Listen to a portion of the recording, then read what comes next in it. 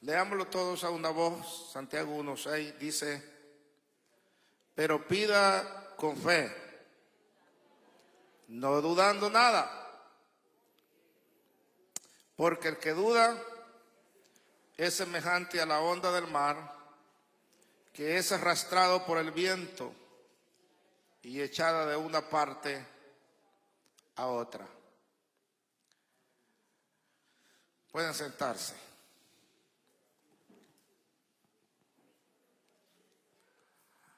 ¿Cuántos de ustedes tienen problemas con la duda? Levante la mano. Otra vez voy a preguntar. Estamos entre nosotros aquí, ¿verdad? ¿Cuántos de ustedes tienen problemas con la duda? ¿Han dudado? Felicito a los que no tienen ese problema. Amén. Yo sí tengo ese problema. Amén. La mayoría de los apóstoles del Señor tuvieron ese problema. Y yo creo que usted piensa que no lo tiene, pero sí, yo sé que lo tiene. Alguna vez en su vida ha dudado. O quizás ayer, o quizás ahora mismo. Les voy a explicar algo antes de comenzar el sermón, como para explicarles lo que es la duda. Aquí se encuentra la fe, y el Señor quiere que seamos gente de fe. Ahora, pero la mayoría que hemos aceptado al Señor Jesucristo somos gente de fe. Por eso aceptamos al Señor, porque hemos creído en Él, hemos tenido fe en Él. Entonces se nos llama gente de fe a nosotros, porque creemos. Lo opuesto a la fe se llama incredulidad. Incrédulo. Una persona incrédula. Incredulidad. Esos son los que no creen. Entonces por allá afuera anda un montón de gente que es incrédula. Pero en el medio está la duda. El que duda no es necesariamente que no cree, ¿verdad? El problema es que de la duda a la incredulidad hay un paso nada más. Pero también de la duda a la fe hay otro paso, nada más. Estar en duda, al Señor nos aconseja que no dudemos, que luchemos por mantenernos siempre fe, porque si usted no maneja bien la duda, fácilmente se vuelve un incrédulo. Ahora, la ciencia está en manejar bien esa duda para poder obtener fe. Pero de que no duda, eso no sucede. Es más, yo dudo de que usted no duda.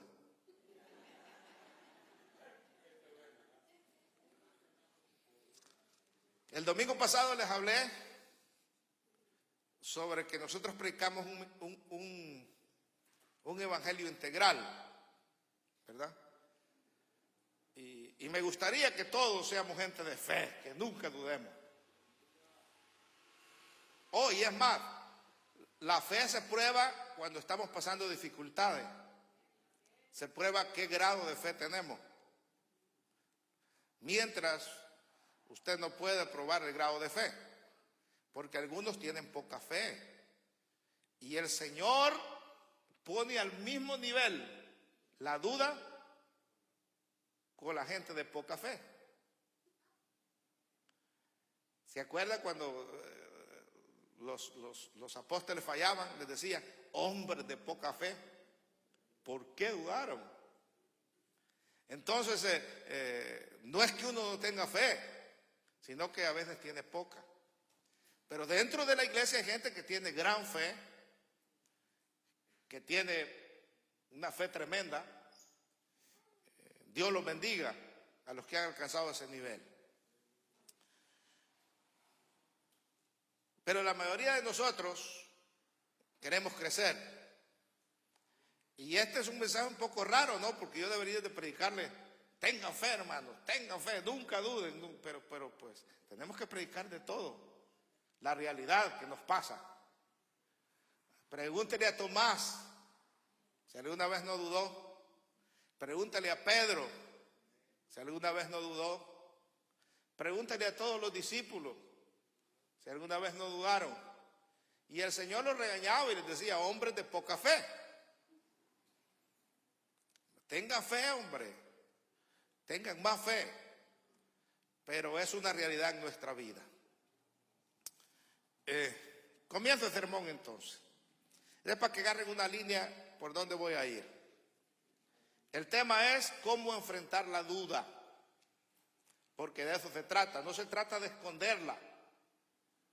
Ni de decir que nosotros nunca dudamos. Sí dudamos, hombre. Muchas veces hemos dudado de que Dios no va a hacer lo que nosotros le estamos pidiendo, o que no nos va a sanar de alguna enfermedad. Hemos dudado en alguna actividad que vamos a hacer en nuestro diario vivir, que quizás no nos va a salir bien. Y a veces la fe se nos acorta. Y eso no es pecado, no vamos a ir al infierno por eso. Simplemente que Dios nos ayude a cómo enfrentar la duda cuando llegue. Una rara serpiente nació con 2 cabezas. Esto ocurrió en la Florida en octubre del año 2011. La serpiente nació en una incubadora y pudo ser evaluado por expertos, por supuesto, en el área de los reptiles.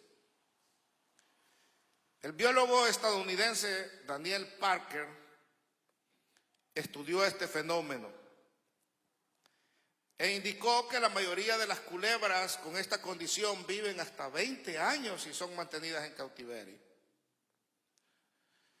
Pero este reptil no podría sobrevivir en estado silvestre. ¿Por qué?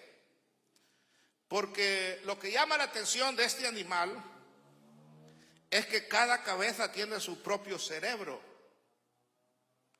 Y si una cabeza es un mundo, imagínense 2 cabezas, 2 cerebros. Y aunque tienen su propio cerebro, ellos comparten el control de los órganos y miembros. Pero el problema está que cuando comparten el manejo de los órganos, a veces las conexiones varían y hay un choque. Yo no sé si usted ha visto a seres humanos con 2 cabezas y un estómago nada más. Yo lo he visto. Amén. Y no me había preguntado si como ellos tienen 2 cerebros, ¿cómo le hacen para darle órdenes a las partes del cuerpo? ¿Qué cerebro es que le da orden al otro? Pero en el caso de las culebras, se mueven de una manera desorientada y mareada, con los cerebros debatiendo el uno con el otro. Ellas solamente zigzaguean sin conseguir llegar a ningún lugar. Es como que uno no se pone de acuerdo un cerebro con el otro y aquel le dice ve para allá y el otro dice ve para allá, entonces solo zigzaguean las pobres culebras. Curiosamente, en ocasiones las cabezas de estos animales pueden atacarse entre sí e incluso intentar tragarse el uno al otro.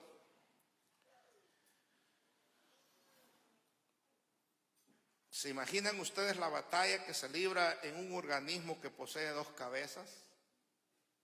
La inseguridad interna que se desata cuando 2 cerebros envían mensajes diversos y hasta opuestos el uno del otro. Debe ser un estado de confusión incómodo e intranquilo. Un animal con 2 cabezas vive constantemente en esta imprecisa condición. ¿Sabía usted que nosotros los seres humanos también pasamos por una experiencia similar? En nuestra aventura de la fe vivimos momentos en los que nuestros pensamientos se oponen entre sí. Por un lado creo, y por el otro dudo y dudo.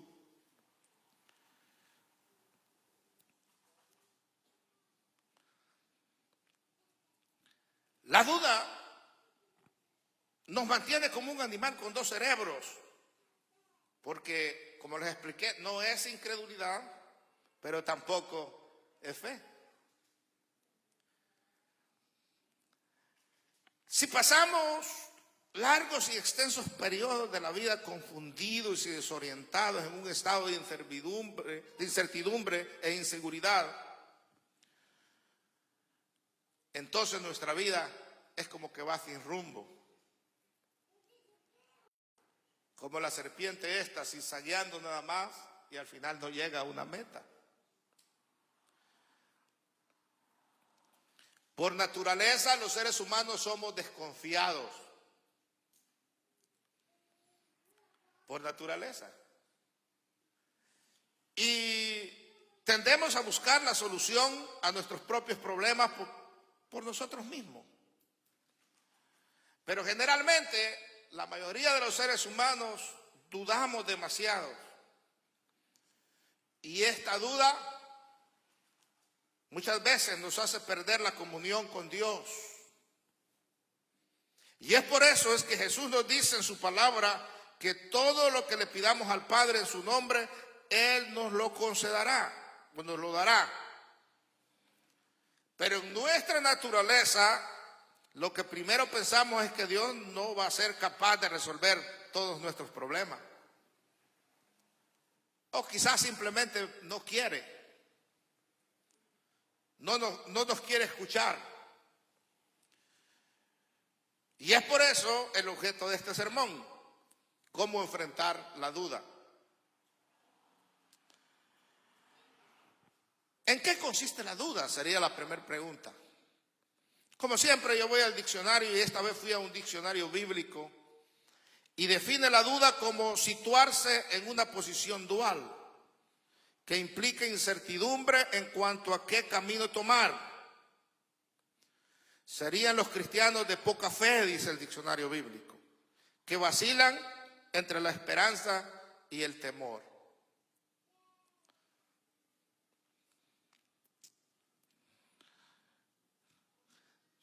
Si yo analizara a cada uno de ustedes, o si Dios lo analizara a cada uno de nosotros, ¿cómo saliéramos en la cuestión de la fe? ¿Saliéramos de poca fe? ¿O saliéramos de una fe mediana, porque hay medidas de fe? ¿O seríamos personas de gran fe? Lo más posible es que saldríamos evaluados como los apóstoles, y eso ya es un decir grande. Hombres de poca fe, ¿por qué dudan?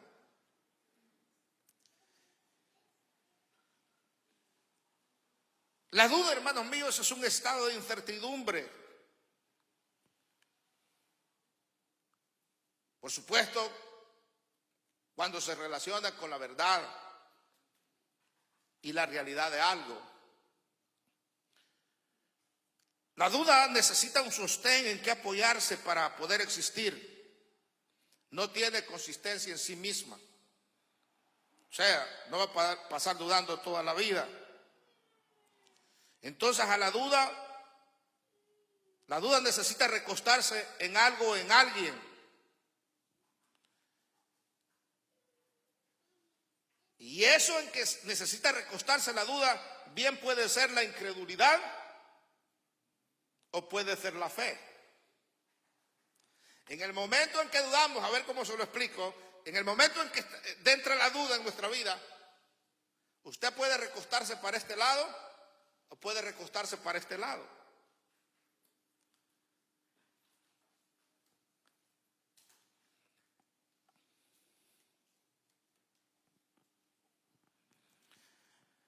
Nosotros los creyentes solemos tener muchas dudas, especialmente cuando pensamos en la eternidad, cuando pensamos en la muerte, cuando pensamos en cosas por el estilo, ¿no?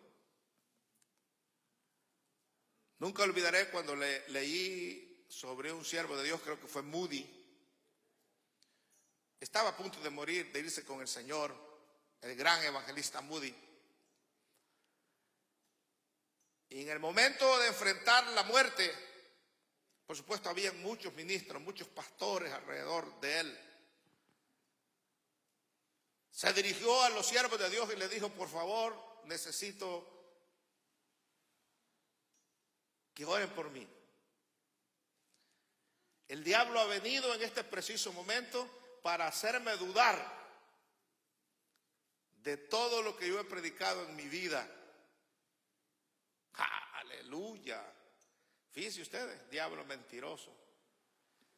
Entonces los pastores rodearon la cama del gran evangelista, oraron por él, y él se quedó calmado y dijo: gracias, siervo, mi duda se ha recostado en la fe que siempre he predicado, y me voy feliz, confiado de que el Señor me espera con los brazos abiertos.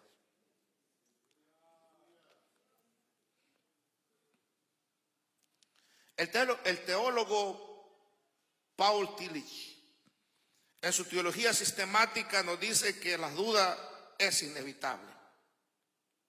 Escribió así: la duda es inevitable mientras haya una separación del sujeto y el objeto, y aún el sentimiento más íntimo e inmediato de unión con lo divino no puede eliminar la distancia infinita entre el ser finito y el infinito.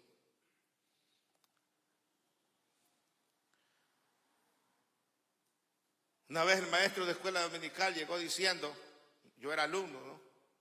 Y llegó diciendo: jóvenes, ¿y qué tal si lo que les han predicado al final sale mentira? ¿No se han puesto a pensar? ¿Qué tal si cuando nos muramos, en lugar de que nos estén esperando ángeles para llevarnos para allá, lo está esperando un diablote así de grande? Por supuesto, él quería enseñarnos cómo manejar la duda.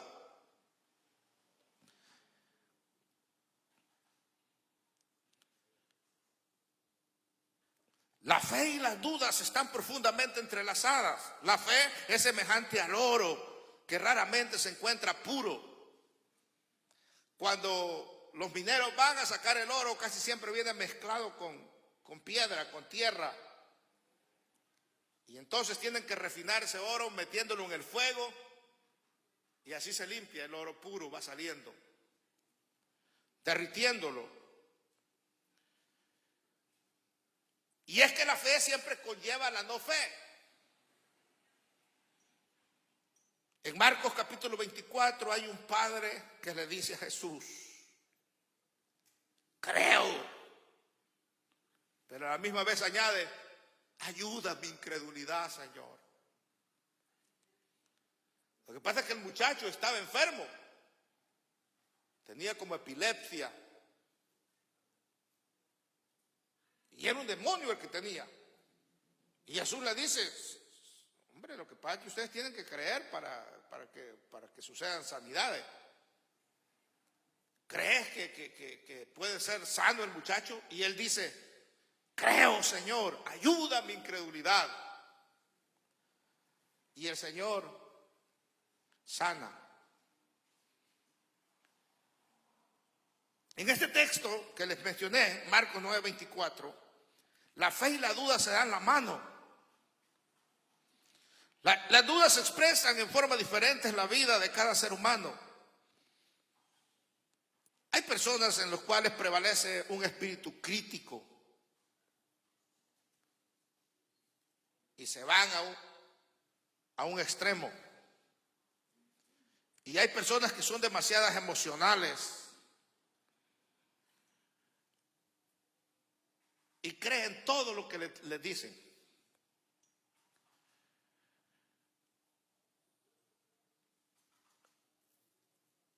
Otra vez les voy a explicar de esta forma. Cuando yo fui a la universidad o al colegio, Recuerdo que una de las primeras materias que nos dieron a nosotros era, por supuesto yo iba a agarrar la rama de psicología, pero yo creo que a todos se los dan. No sé si a todos se los dan, Jessica, tú me dirás. Se llama Critical Thinker o Thinking, algo así. Se los dan a todos, ¿verdad? Y eso le enseña al estudiante a dudar de todo, a no creer todo lo que le enseñan, sino a tratar de ver si es cierto o no es cierto. Por supuesto con pruebas científicas. Y yo ya era pastor y me molestaba y decía, es que esta gente incrédulo es que quiere volverlo a uno. Pero después me di cuenta que estaban formando gente universitaria, gente profesional, gente pensante, gente que no diga sí a todo, pero tampoco puede irse uno hasta el otro extremo y no creer en nada. Esa materia, la idea de esa materia no es volver a la gente incrédula, sino que volver a la gente pensante, que pregunte por qué, que estudie por qué, que descubra por qué. No que solo diga sí, le creo, sí, le creo. Porque los que dicen solo sí le creo, de esa gente están llenas esas sectas anticristianas. Porque creen todo. Y no escudriñan la palabra, no van a preguntar. Que se les muestre algo real, bíblico, teológico, en la palabra de Dios para poder creer. Sigo. Ante el planteo de una vida más allá de la muerte, Felipe le dice a Jesús, Señor, no sabemos a dónde vas. ¿Cómo pues podemos saber el camino?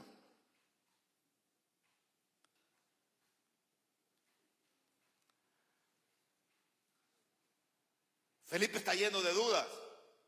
Y el Señor le dice, Felipe, tanto tiempo que he estado yo con ustedes y todavía no me conocen, hombre. Pero por lo menos preguntó, aceptó que tenía dudas y preguntó al Señor. A preguntar al Señor es lo mejor porque Él tiene la respuesta de todo. Y el Señor le contesta a Felipe, yo soy el camino.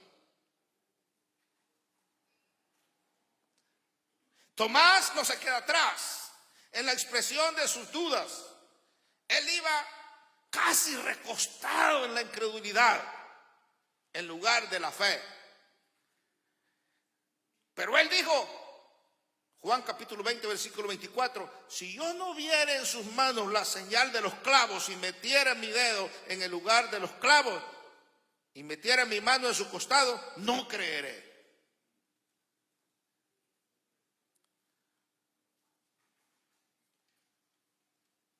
Recostado en la incredulidad iba ahí Tomás.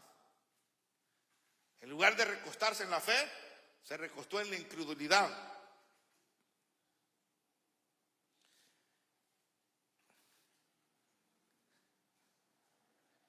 Fíjate que hay personas, y oiga que como que estoy predicando a favor de la duda, no, estoy predicando en una cosa real que existe en nosotros. Hay personas que nunca han hecho una decisión porque nunca han tenido dudas. Y yo cuando alguien tiene alguna posición o algo que decir, o es acusada de algo, digo, por lo menos denle el beneficio de la duda. Ahí sale la palabra beneficio, que la duda beneficia a una persona.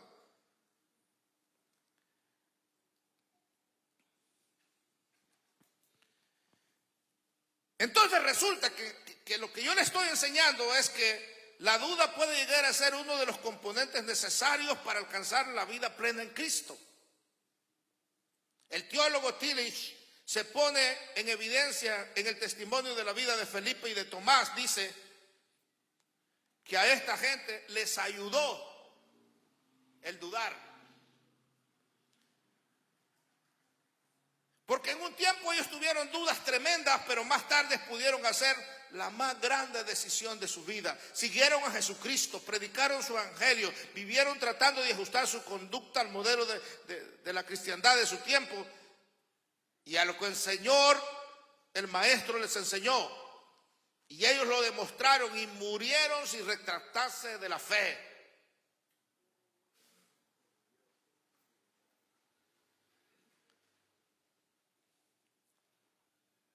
Pedro, que dudó en el mar cuando vio las olas, entregó su vida por causa del evangelio, por causa de su fe. Tomás, que casi se convirtió en un incrédulo por recostar su duda en la incredulidad,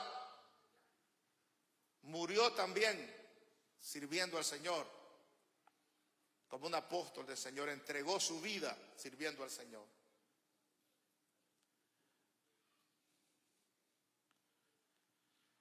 Entonces viene la pregunta, ¿cuáles son los efectos de la duda?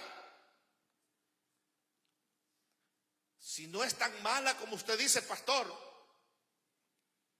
entonces ¿cuáles serían los efectos para nosotros los cristianos? Número uno, hay aspectos negativos de la duda y hay aspectos positivos. En primer lugar, no me voy a referir a los aspectos negativos de la duda porque estos suelen ser los más enfatizados por muchos creyentes y predicadores.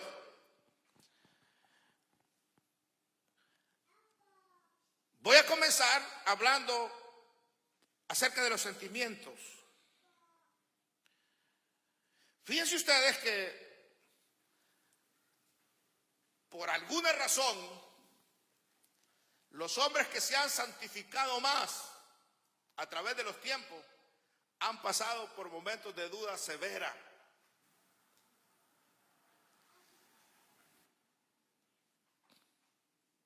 Entonces usted me está diciendo, pastor, que nos mantengamos dudando. No, el Señor siempre dijo, hombres de poca fe, no duden. Estoy tratando de explicarles lo que es la duda y cómo manejar la duda. Y como siempre llega, entonces hay que aprender a manejarla. Fíjense ustedes que los israelitas, si leemos Números capítulo 14,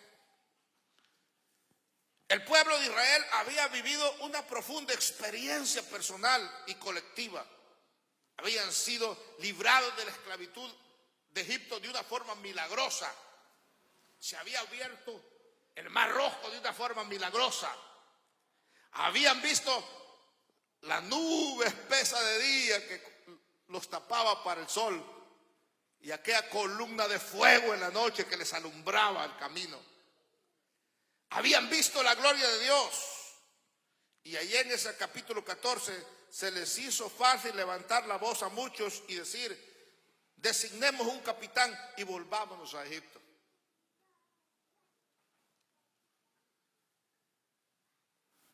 Ya no creemos en Moisés, que nos ha dicho tantas cosas que Dios le ha dicho a él.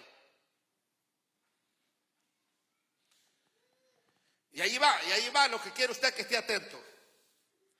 Desgraciadamente hay personas que han dado un salto mortal de la experiencia de la fe al hoyo de la incredulidad. Y hay unos que hasta han dejado la fe y se han vuelto apóstatas de la fe. ¿Cómo podemos entender que alguien que ha experimentado al Señor en su vida termina allá afuera, hermanos, haciendo cosas peores que antes? Yo no sé si usted los ha visto, pero si yo sí los he visto. ¿Sabe cómo comenzó todo? Por una duda mal manejada.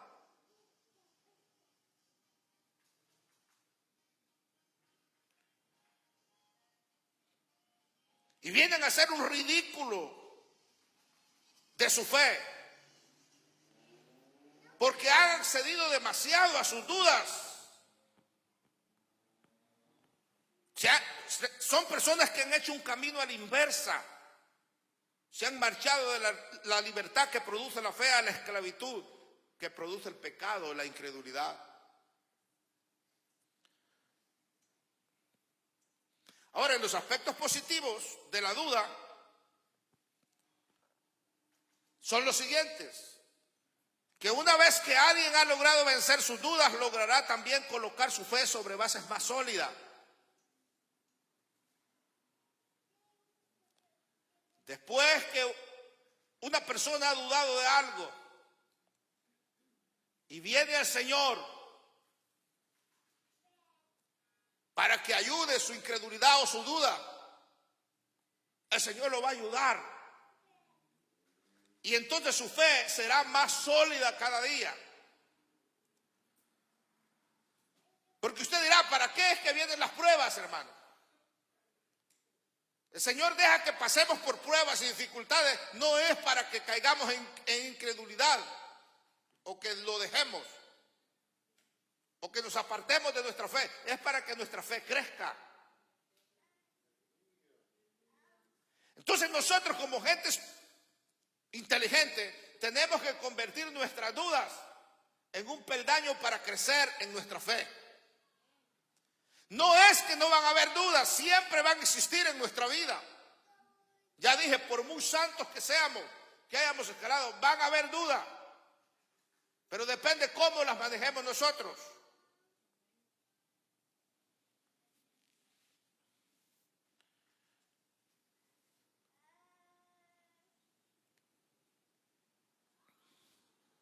Vamos a ver un testimonio, el testimonio del salmista en el Salmo 73. Ese es un salmo tremendo. Él escribe: ciertamente es bueno Dios para con Israel y para con los de limpios corazón. Pero en cuanto a mí, dice él, casi se deslizaron mis pies, por poco resbalaron mis pies. Más adelante explica él cuál era el problema que él estaba pasando. Y el autor de este salmo nos confiesa las causas de sus dudas. Y es que él no podía entender, mire lo que no podía entender. La duda es algo que nosotros no podemos entender y por eso entra en nuestra vida. Yo no lo entiendo. ¿Será cierto o no será cierto? ¿Por qué sucede? Y hay esa duda siempre dentro de nosotros. Y entonces, el autor de este salmo, él explica y dice que él no podía entender cómo era posible que prosperaran los hombres que vivían sin Dios en aparente contradicción con las promesas divinas.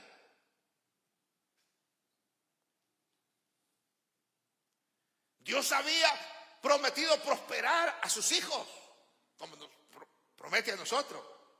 Pero resulta que él estaba viendo la vida de cuadritos. La estaba pasando mal. Y levantaba su vista y veía a aquellos malos en buenos carros, hermano. Carros de $100,000.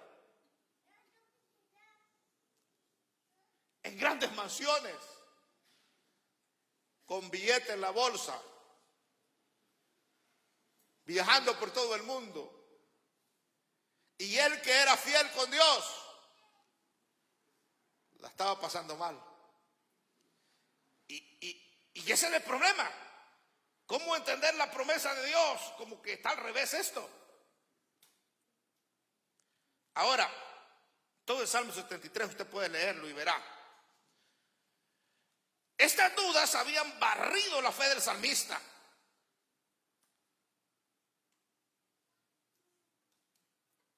Porque al principio como que comenzó a recostarse en la incredulidad. Tanto así que se convirtió en un hombre ni tan siquiera de poca fe, casi sin fe. Porque dice que por poco resbalaron sus pies. Pero a pesar de todo, él reacciona y él da testimonio de cómo fue conducido a través de las dudas a una comunión más íntima con Dios. Como que da un cambio de la izquierda a la derecha y comienza a recostarse en la fe.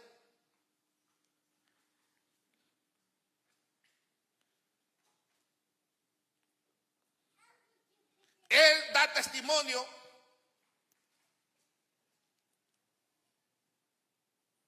que al recostarse en la fe, él pudo vencer esa duda tan terrible que había en su vida. Este Salmo 73 está dividido en dos partes. En los versículos 1 al 14 se refiere a las dudas del autor. Y del 15 al 28 da testimonio de su victoria sobre las dudas. Entonces sí se puede, en el nombre del Señor, vencer cualquier duda por grande que sea. Y ese es el consejo del Señor. Hombres de poca fe, hombres que dudan, dejen de dudar y tengan fe. No más que el mensaje del Señor es más corto, ¿verdad? Directo. Hombres de poca fe, ¿por qué dudan? En otras palabras, dejen de dudar.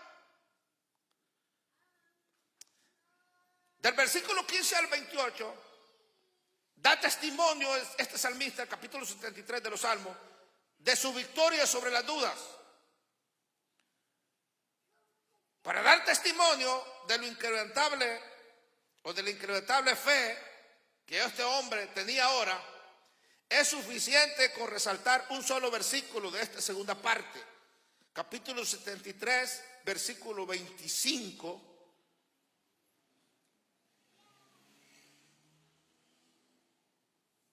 De los Salmos. Mire cómo habla ya después. Señor, he llegado a comprender que fuera de ti nada deseo en la tierra. Aleluya. ¿Cuál es la palabra que usa el salmista? Si usted lo tiene abierto, Salmo 73. No, en una parte del Salmo que dice que ignorante era yo. O dice,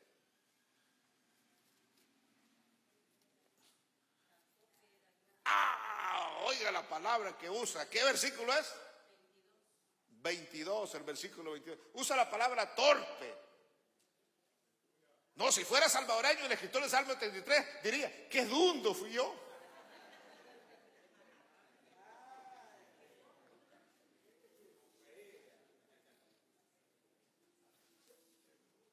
Qué bruto. Ajá. Pero ahí la traducción usa, qué torpe.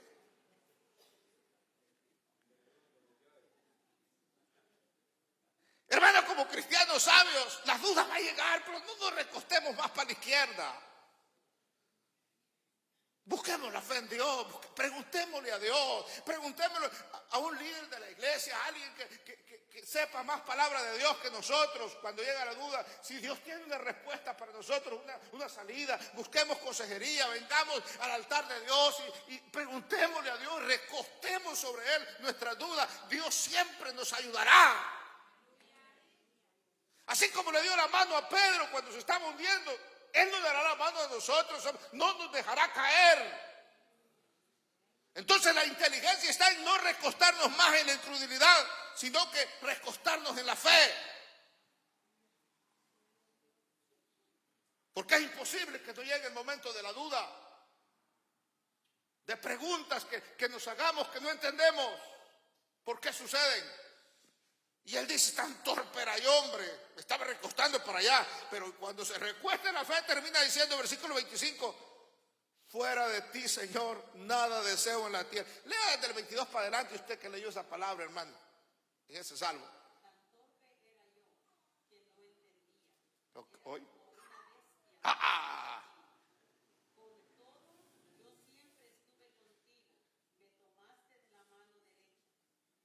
Como a Pedro.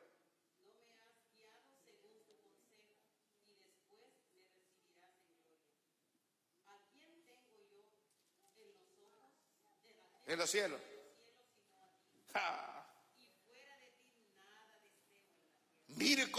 creció la fe de un momento de incertidumbre, de duda y de incredulidad y de confusión.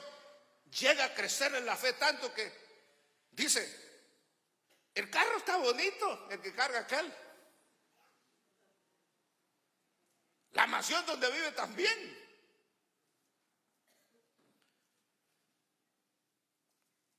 Pero en cuanto a mí, ahora no dice, casi se resbalaron mis pies. Ahora dice, en cuanto a mí, he llegado a comprender que fuera de ti, nada deseo en la tierra. Tú eres lo mejor para mi vida. Se necesita mucha fe para hacer esta semejante afirmación. Y el salmista poseía esa fe inquebrantable. Ahora, esta experiencia del salmista es válida para nosotros hoy. Él había sido capaz de atravesar los senderos de la duda y salir victorioso en el nombre del Señor. Salir victorioso en el nombre del Señor. Cuando el diablo, porque la duda en sí no es de Dios. La duda el que la siembra es el diablo. Jesús quiere que seamos gente de fe, creyentes. Pero como el diablo anda ahí sembrando duda de todas formas, cuando llegue el diablo a sembrar la duda, corra para el Señor. Pregúntele al Señor, hombre. No se trata de que usted crea todo lo que le dicen. Se trata de que usted indague. Y el Señor le dará una respuesta. Eso sí lo creo.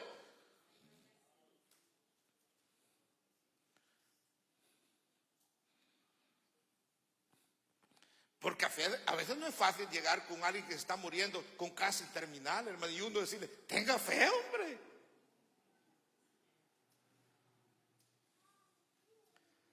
Lo menos que yo hago es eso.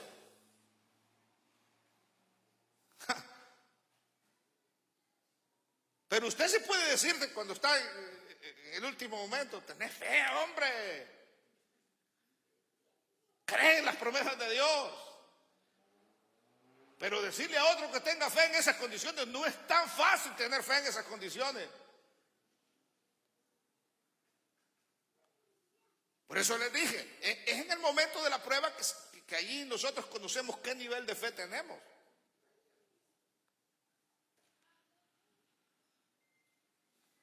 Termino contestando estas preguntas que ya casi les contesté. ¿Qué hacer con nuestras dudas? Número 1. Debemos de dudar de la duda antes que dudar de la fe. Aunque viene muy filosófico ahora, ¿verdad? Pero es claro eso. Dudemos de la duda. No dudemos de la fe. Si alguien tiene que sentarse en el banquillo de los acusados en un juicio oral, sentemos primero a la duda. ¿Por qué estoy dudando? ¿Hay una prueba lógica para que yo pueda dudar? ¿Hay una prueba bíblica para que yo pueda dudar?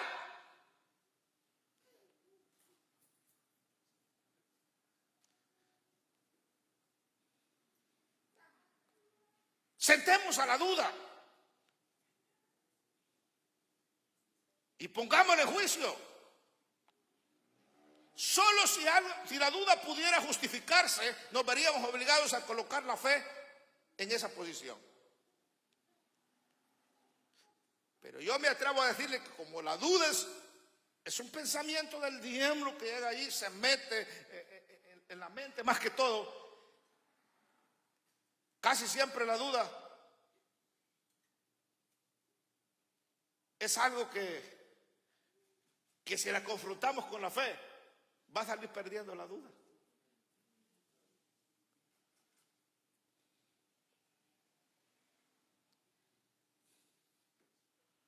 Es como que hermana que les he contado que andaba de misionera en Sudamérica y que predicó en una graduación de un amigo mío que se estaba graduando estaba sacando en una universidad bíblica, un máster. Y se estaba graduando y me invitó y fui para allá y predicó esa señora, una anciana, misionera. Dice que estaba en Ecuador y cuando llegó al culto del grupito que estaba levantando, nadie llegó ese día. Y ella se desanimó. y venía desanimada para donde vivía y dijo, ya no más, yo me regreso a los Estados Unidos, ya tengo mi casa, tengo todo, ¿qué ando haciendo aquí? Ya no más, ya. Y en ese dilema iba por todo el camino renegando, hermano, y diciendo, no, esto no vale la pena que yo esté aquí. Cuando dice que oyó una voz audible directa de Dios. Y la pregunta que le hizo Dios, oiga, señora misionera, ¿me puede contestar una pregunta? ¿Y de quién es la duda? ¿O de quién es el desánimo? ¿Quién siembra el desánimo? Y ella, pues, como era una predicadora, dijo, pues es del diablo. Y la respuesta del Señor nomás fue, entonces, ¿para qué le haces caso?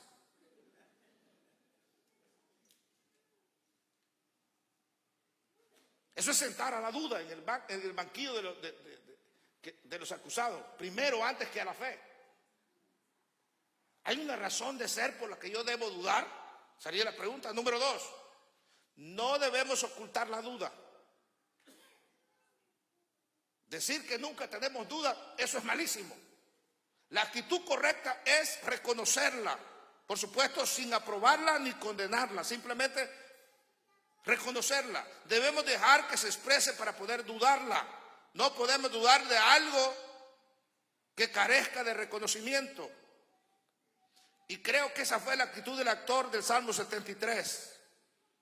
Y me parece que debemos imitarlo. Él dijo, yo estoy confundido. Yo ya casi no sé qué creer. ¿Cómo puede ser que esos impíos prosperen tanto y vean una vida aparentemente holgada? Y al final del Salmo 73 o en medio, hermano, hay una expresión que él llegó a comprender, que aunque esa gente tuviera tanta riqueza, viviendo rebelados en contra de Dios, al final iban a terminar mal. Y él iba a terminar bendecido. Entonces Dios lo hizo ver el final del asunto. Número 3, para el buen cultivo de nuestra fe debemos mantener un justo equilibrio. Si bien la fe no es producto de la razón, no debemos olvidar que nuestra fe debe ser razonable. Oiga, esto ya se lo expliqué a mi forma, pero oiga, se lo voy a explicar de esta forma. Rudolf Otto, actor alemán, escribió en su libro titulado Los Santos, se llama el libro. Escribió estas palabras, escúchelas con atención y razone. Cuando en la fe se mantienen vivos y despiertos los elementos irracionales, estos la preservan de convertirse en racionalismo. Se lo voy a explicar a mis palabras. Cuando usted no lo dejan pensar, cuando usted no piensa, se convierte en un fanático. Cuando usted no analiza, se convierte en un fanático y supersticioso.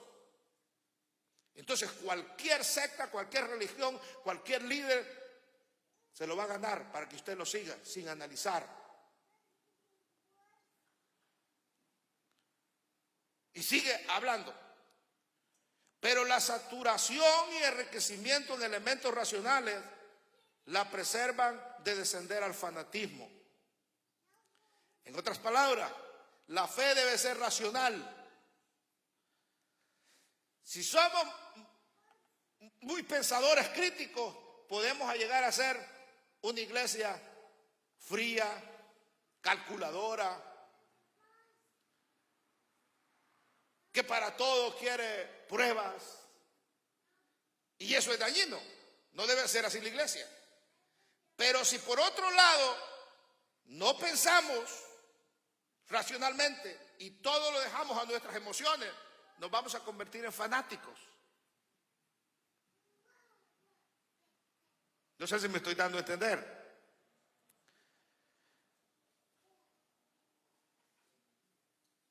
En el caminar del cristiano debe de dar espacio a lo irracional, a lo sobrenatural, a lo que no podemos entender. En la fe hay que darle, tiene ese espacio. Pero tampoco no deje de pensar, no deje de analizar. Mire, en la Biblia, cuando Cuando Pablo habla de la profecía, o sea, la profecía es algo que viene de Dios y nosotros creemos en la profecía. Pero Pablo aconseja escudriñar los espíritus, si son de Dios. Eso es pensar, escudriñar. Otro consejo que da Pablo: retener lo bueno y desechar lo malo. Escudriñar las profecías. ¿Qué quiere decir Pablo con esto? Que puede venir un profeta y decirme: hermano, esto dice el Señor, que usted haga, esto dice el Señor. Entonces, ¿y por qué lo voy a hacer así solo porque me está diciendo?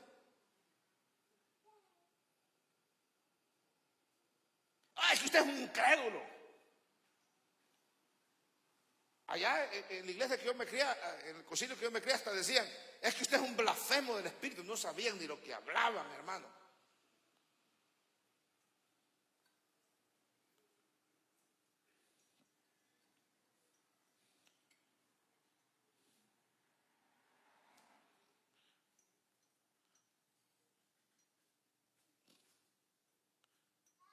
Dije que hay que dar lugar a lo sobrenatural, porque es parte de la fe. Pero también usemos el raciocinio. ¿Oraré en el Espíritu?, decía Pablo. Sí, pero también con el entendimiento. Entonces, la duda en sí no es pecado. La sabiduría está en cómo manejar la duda. Aleluya. Este tema como que está un poco complicado, ¿verdad? Porque cuando hablamos de no dudar y le hacemos solo caso a nuestros razonamientos, no estoy diciendo que no se deba razonar, entiendan, o que debemos de creer en todo lo que nos digan. No estoy diciendo eso. Porque las personas cortas de razonamiento son personas fanáticas y supersticiosas, entregadas muchas veces a sectas equivocadas. Por otro lado, las que solo razonan son personas muy materialistas y faltos de espiritualidad. Aquí se trata de llevar un balance. Que sea la palabra de Dios que nos guíe.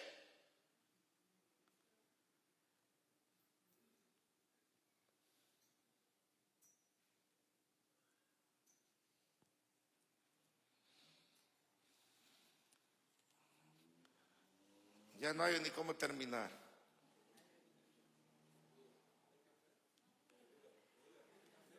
Voy a terminar con el texto que leímos. Ayuda a su incredulidad, Señor. Voy a terminar con el texto que leímos. La Biblia enseña que el que duda es como las olas del mar, agitadas y llevadas de un lado a otro por el viento. Vivir todo el tiempo en una duda constante, así es una persona. Es por esa razón que debemos de luchar y rogarle al Señor nos ayude a mantener nuestra fe estable y firme. El que ama a Dios y desea crecer en su vida espiritual debe sintonizar su mente y su corazón en la frecuencia de la fe, pues eso le va a producir calma, serenidad al alma. Debemos resistirnos a funcionar como un organismo con dos cerebros, porque entonces no vamos a ir a ninguna parte.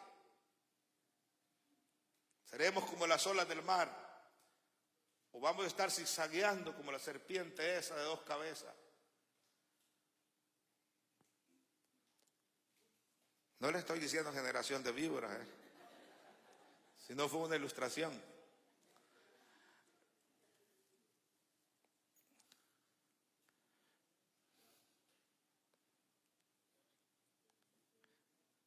Y ha de ser feo vivir una vida de dudas todo el tiempo, principalmente cuando se refiere al Evangelio del Señor. Como que creo, pero no creo. Como que acepto, pero no acepto. Como que el evangelio es la verdad,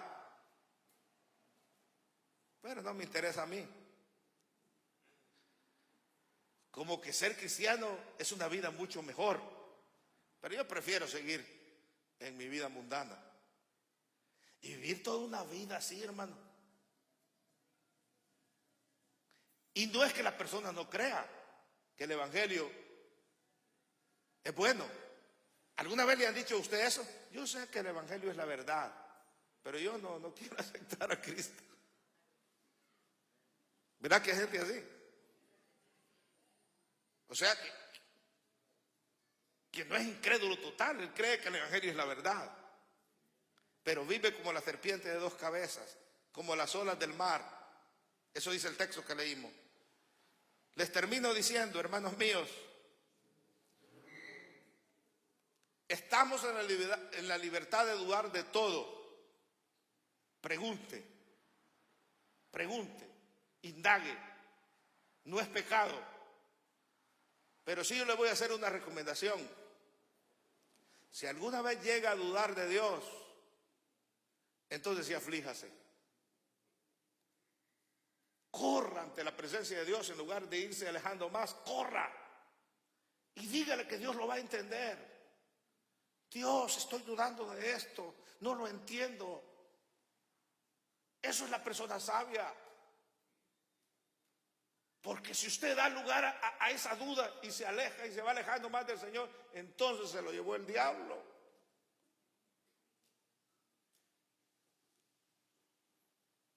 Algunas veces yo he venido y casi peleo con el Señor yo. Pero Señor, si tu palabra dice eso, yo prediqué eso, Señor, ¿qué es lo que está pasando? ¿Y por qué? Y estoy peleando con Él. Y el Señor me ve como un cachorrito de esos que ni han abierto los ojos, ¿verdad? Y me trata con ternura. Porque al final Dios sale ganando. Cuando era jovencito, yo discutí con Dios por dos cosas. Señor, ¿por qué a David tú le llamas el hombre conforme al corazón de Dios? Y a Saúl lo desechaste completamente. ¿Acaso no falló David también? Y mira que falló feo. Entonces yo he leído aquí en la Biblia, le decía que tú no haces acepción de personas.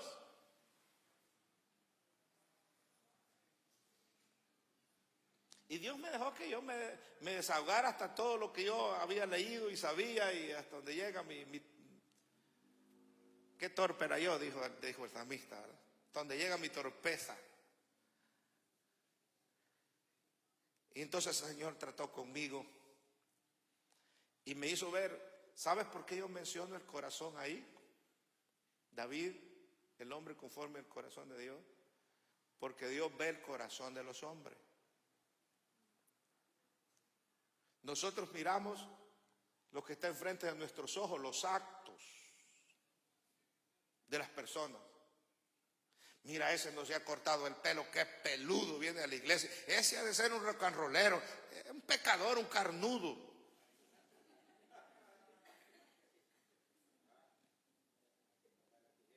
Estamos viendo lo que está delante de nuestros ojos y lo analizamos conforme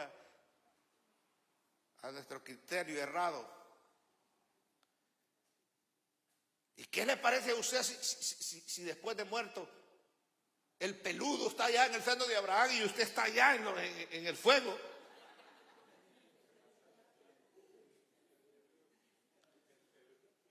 Yo le aseguro que va a renegar y va a decir, Señor, pero ¿por qué el peludo?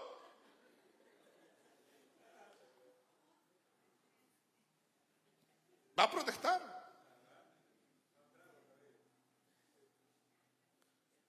Por poner un ejemplo, ¿verdad?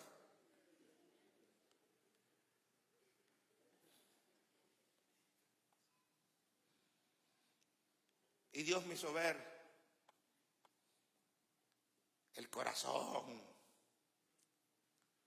David la regó feo, Mire, cuando cometió adulterio con Betsabé, no solo cometió adulterio, él fue culpable del asesinato del marido de Betsabé también. Prácticamente lo mandó matar.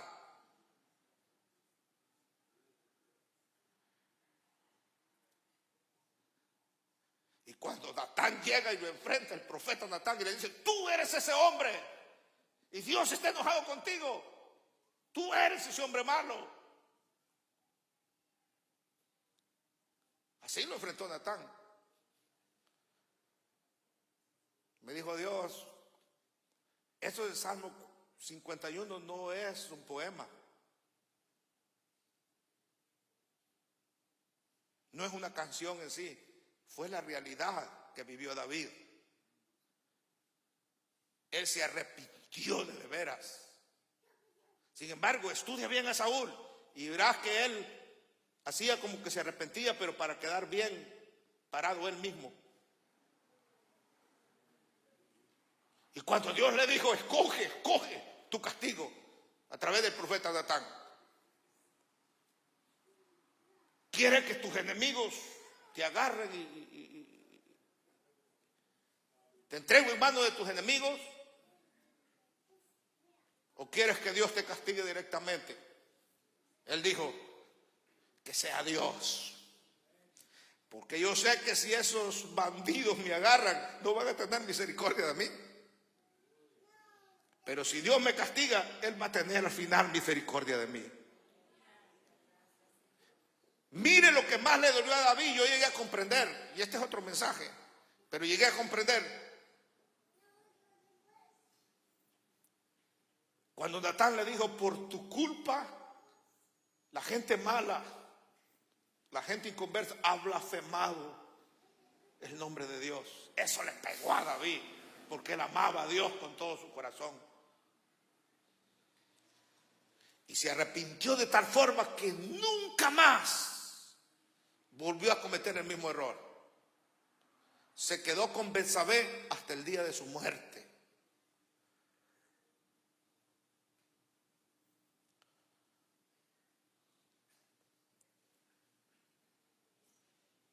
Y Dios lo castigó, mató al niño, hermano, que había nacido el Señor.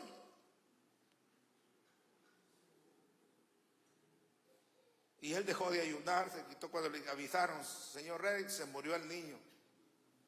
Dijo: bueno, ya, dejo de ayunar, voy a alabar el nombre del Señor. Denme un arpa, voy a cantarle a Dios.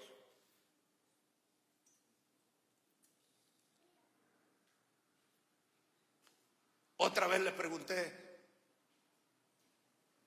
turbado yo, y le dije: Señor, ¿por qué no dejaste entrar a Moisés a la tierra prometida, hombre? ¿Por qué lo trataste tan duro? Si tú sabes quién fue Moisés, hombre. Fue un hombre de Dios, un hombre tuyo. Muchas veces se puso al frente tuya por amor al pueblo y defendió al pueblo. Y al final, lo que fue pensando siempre Moisés es que llegar a la tierra prometida, ese era su sueño. Y viene y comete un error y golpea varias veces la peña. Dios le había dicho: háblale a la peña. Y él, enojado, golpeó la peña y le dijo: les voy a dar agua de beber ahorita. No glorificó el nombre de Dios. Y Dios le dijo: no vas a entrar en la tierra prometida.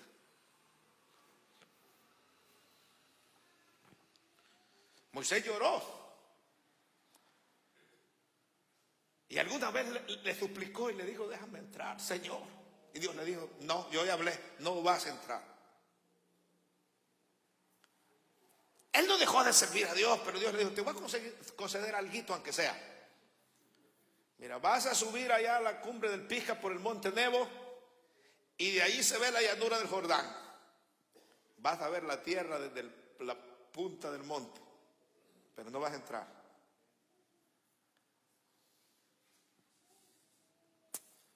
Y yo turbado, enojado con Dios, reclamándole por Moisés, y digo que me importaba a mí.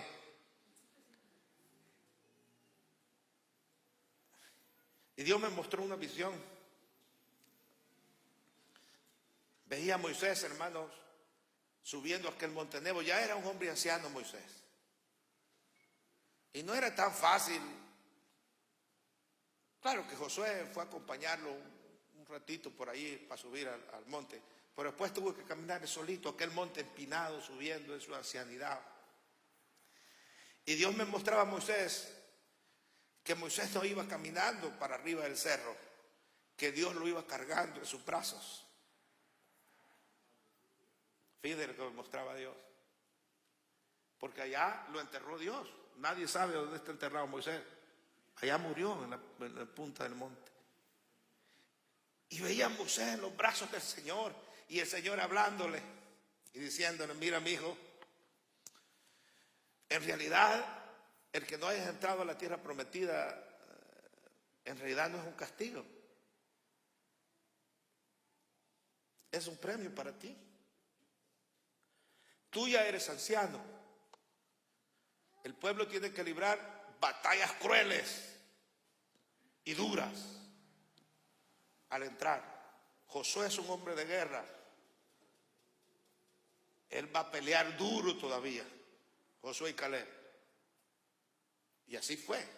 Mira, hubieron hombres de esos que se les pegaba la espada en la mano, hermano, de pelear todo el día peleando. Y cuando querían soltar la espada, la mano les quedaba pegada. Batalla dura. Te estoy librando de eso, Moisés. Vete a descansar. Ya es tiempo de jubilarte. Eso tiene que pasar. Pero tú ya eres un hombre anciano. El paraíso donde yo te voy a llevar es mejor que la tierra prometida de abajo. Y después se abrió mi mente, hermano, y fui al Nuevo Testamento. Y se acuerda cuando Jesús se transfiguró en el monte de la transfiguración. ¿Sabe quién se le apareció a Jesús hablando ahí, conversando entre ellos como cheros? Sí decimos en Salvador, cheros, amigos. Moisés y Elías. Y Moisés se veía contento, hablando con el Señor, platicando ahí entre ellos, conversando en una amistad íntima. Moisés no estaba resentido, Moisés, ni amargado.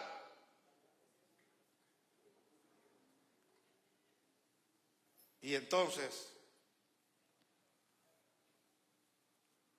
Pedro le dice: Señor, fuera bueno quedarnos aquí mejor, hacer una enramada y quedarnos aquí. El Señor le dijo: no. Es más, ni cuenten a todos los que han visto. Amén. Que quede así por ahora. Y aquí entre nosotros, que esto es una manifestación de la gloria de Dios solamente. Entonces termino: no dudemos de Dios ni de sus promesas, no dudemos de su presencia, no dudemos de su amor, no dudemos de su poder. Creamos solamente y cultivemos una vida espiritual donde reine la confianza y una fe inquebrantable en el Dios que hizo los cielos y la tierra. Digámosles no a la duda y sí a la fe. Este ejercicio nos llevará lejos, pues escrito está: los que confían en Dios, dice la palabra, permanecerán para siempre. Salmo 125:1. Será inevitable que la duda no llegue en algún momento de nuestra vida, pero recostémonos en la fe, principalmente cuando se trata del amor, de la presencia de Dios, de sus promesas, de la veracidad de nuestro Dios y de su palabra. Estemos de pie, por favor.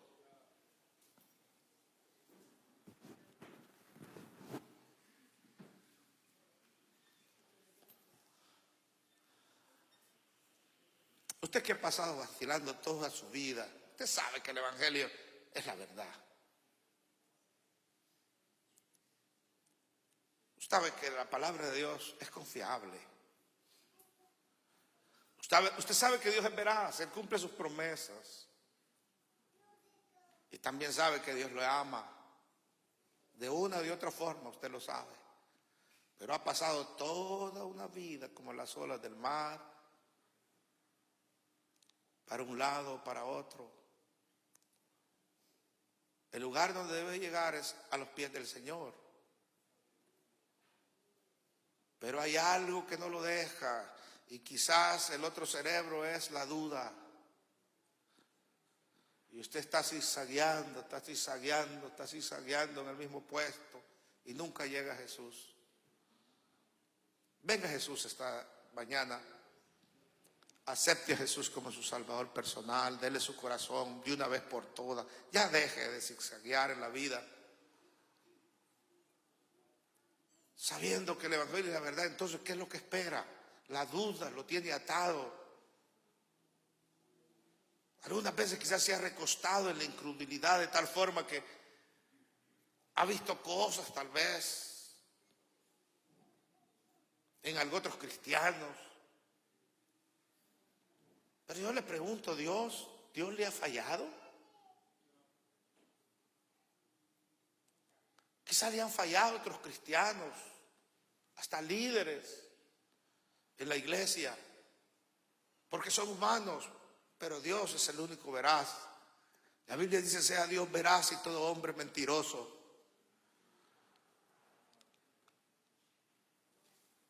Estamos en la libertad de dudar de todo, pero mi consejo es: procuremos no dudar de Dios y de sus promesas. Luchemos contra la duda cuando llegue a nuestra mente, si se trata de Dios y de sus promesas y de su amor, que llegue la duda y el diablo le ponga: Dios no te ama. Dígale: mentiroso diablo. Yo he leído en la Biblia que Dios me ama.